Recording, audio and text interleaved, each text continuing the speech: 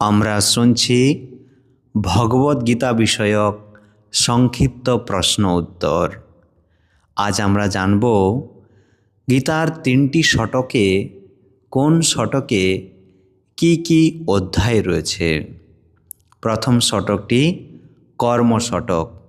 এই শতকে রয়েছে বিষাদ যোগ, সাংখ্যযোগ, কর্মযোগ, জ্ঞান যোগ, কর্মসন্ন্যাস যোগ ও ধ্যান যোগ।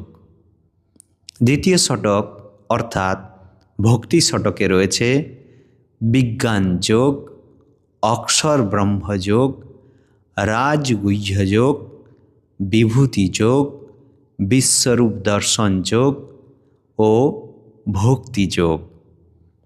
তৃতীয় শতক অর্থাৎ জ্ঞান শতক, এখানে প্রকৃতি পুরুষ বিবেক